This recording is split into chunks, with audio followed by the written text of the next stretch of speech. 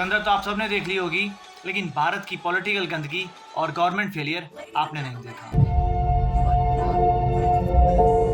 सुनिए, आप सभी लोग अपनी अपनी आंखों की पट्टियां उतार सकते हैं और खिड़कियां खोल लीजिए।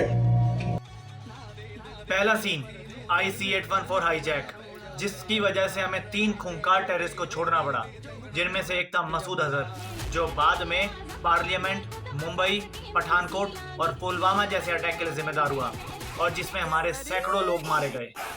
ऑपरेशन एंटबे 1976 में इजरायली मिलिट्री फोर्सेस ने एक ऐसे ही हाईजैक को नाकामयाब किया, सारे हॉस्टेजेस को छुड़ाया, हाईजैकर्स को मारा बिना किसी बड़े नुकसान के। और ये दिखाता हमारे नेताओं का complete diplomatic failure, weak political will, poor decision making और zero long term strategy and thinking. दूसरा सीन हॉस्पिटल का, जहां रहमान डकैत के बेटे को गोली लगने के बाद लाया जाता है।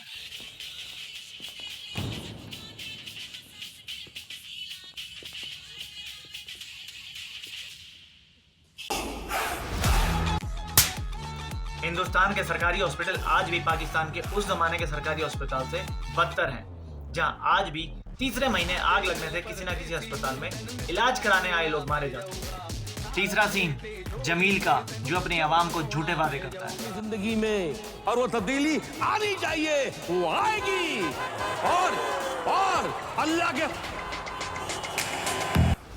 आप जानते नहीं हैं हमारे अब्बू को, उनका बस चलना पूरी कराची बेच गए हैं। ऐसे झूठे वादे हमारे यहाँ भी नेता चीख चीख के रोज करते हैं।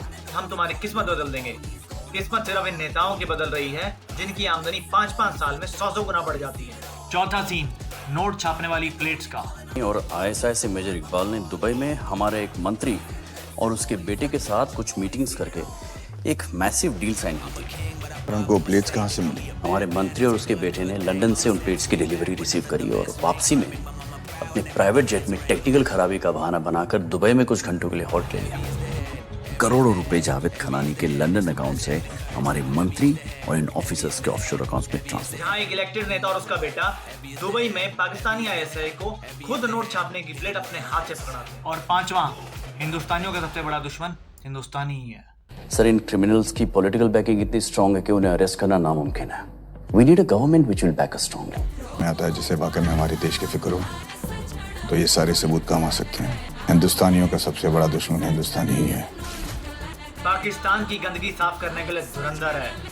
हिंदुस्तान की गंदगी साफ करने के लिए आपको एक कमांडर चाहिए, क्रांतिकारी कमांडर।